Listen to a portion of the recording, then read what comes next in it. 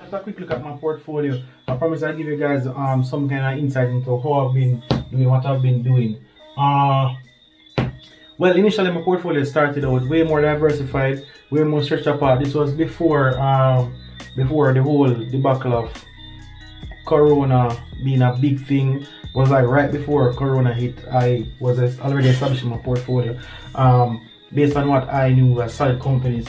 So let me just give you a quick run through of what I had in terms of my portfolio at the time. Still have some now, but I've sold off a number of my stocks just to tighten up and just focus on where I see greater returns possible in the future. So I used to be a owner of Deutsche Bank. I had a 27% return on that. I'll try and give you the dates as I go along. So a 27% return on my Deutsche Bank. I have a 3% return on my UBS. These are guys, I was holding these guys for some time. Let me see if I can check the details and tell you. No, this not giving me any detail. Anyway, I sold those in September 2020. I think that's when I sold them. That's when I bought them. Yeah. This is when I sold them. Yeah, I sold them in September. RW, I don't have Geo. I made a loss on Geo. Geo is a prison stock. I had a different expectation of coming out of Corona, how the crime and violence would have played out, and at that point I was still looking at dividend stocks and trying to see if I'd be interested in something that would bring in cash flow as a high dividend yield stock, and what I could accomplish using that methodology. But the reality is that I don't really want dividend stocks, if I'm being honest with you, because I'm not interested in being taxed and receiving back the funds. I'm really looking for more long-term investment and not cash flow to do anything else. So I'm looking for more growth plays, and over time I refine that idea to come to the realize I'm comfortable having my funds more in growth, in a growth environment.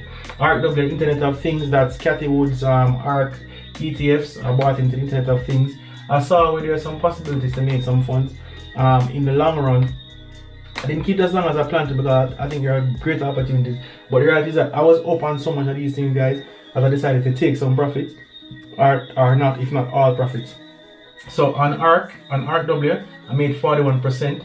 I sold that in April gone. I bought that in September of 2020. Berkshire Hathaway, I had some of that because I'm a big fan of Warren Buffett and I think he makes sound investments. I don't see the high return being generated these days, and it gave my exposure to a large amount of varying stocks. I made 51% on that.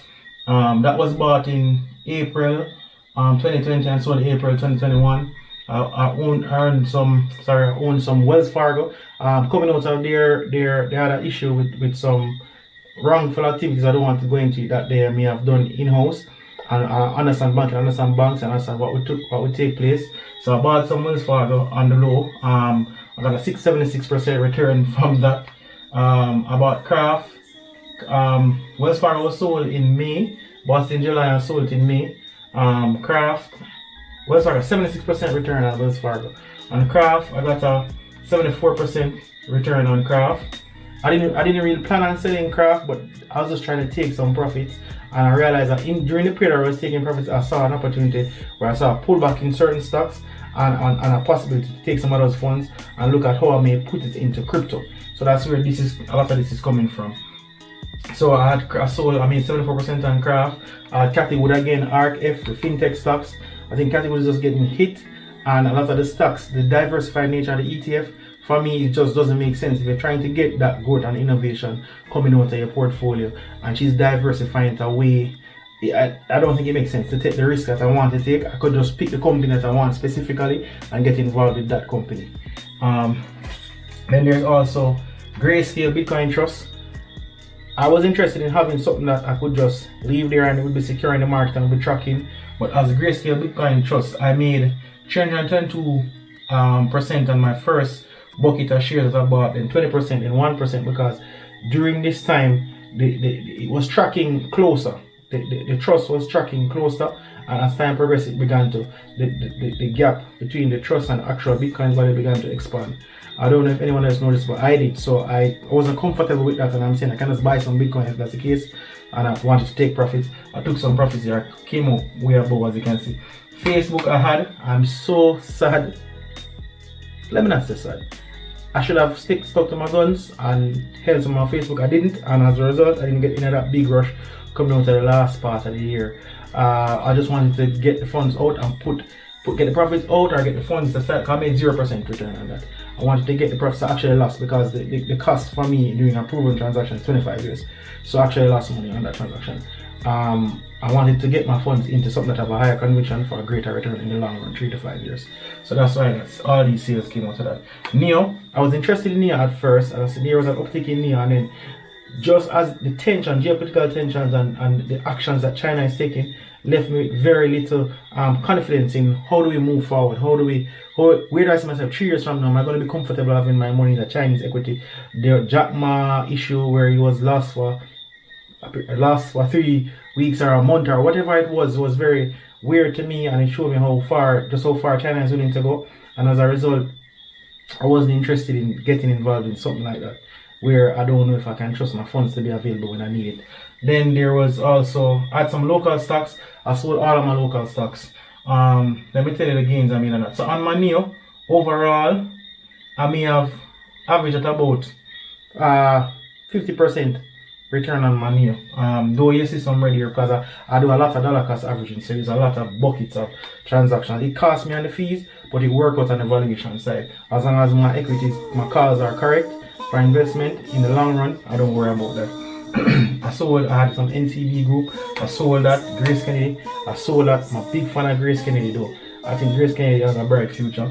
Not because I'm affiliated with them through some relationships. It's just that the possibilities and the moves that Grace Kennedy are making, very forward looking, very first world.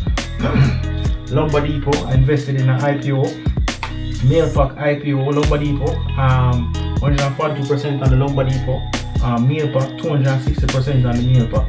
Mailpack was a great investment. I could buy Mailpack without even thinking about it because I'm a big user of Mailpack. I understand the value they offer. I know specifically they have good people with staff at their training because the New Kingston branch for me, those guys are excellent customer service agents, and a lot of them have been moved now. The guys have been used to. They moved to Manapap branch and other branches of Mailpack. But the service there was like, you come through the door, Jade, what's up? Your package is already ready. They know my number, they type it in. I just sign, pay the money. If I have points, they tell me to use my points, pay for my packages, and I will just move there. Some of the best customer service I've received in Jamaica. Then there's me buying some ether that I was moving around and doing stuff with. And yeah, that's my portfolio. Sales, that's the sales. I don't want to. No, I mainly hold Palantir, Rocket, Tesla, my biggest holdings, Visa, I'm a big fan of Visa still, and what they're going to be doing in the future in terms of their involvement with crypto and finance. There's like a tying up two things that I think I have a fairly good grasp on. Yeah, let me see what else. I took some fun plays because I'm believing a little Resonant Inc. and there's the next one, AITX. So these are plays on artificial intelligence and Resonant. They're penny stocks, so there's not a large portion in them. And Teladoc, I think Teladoc has a bright future as well. I still have some Apple, still have some Google, and then I have a bunch of Ether stuff and other crypto, but I'll go into that at a later time. But that's my portfolio, guys. I think that's my portfolio. If you have any questions, just leave them in the description, the comments below, and I'll answer. Like, share, subscribe, guys. I'm going to be trying to do more videos more often and get this thing up and running.